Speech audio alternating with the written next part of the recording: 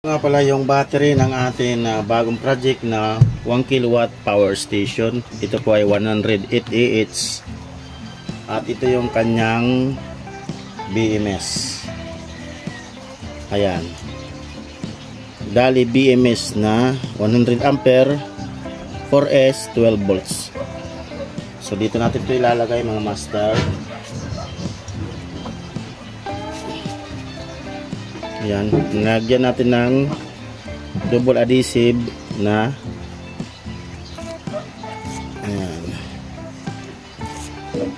tape, double adhesive tape. So dito natin ilalagay ang mga master. Ayan.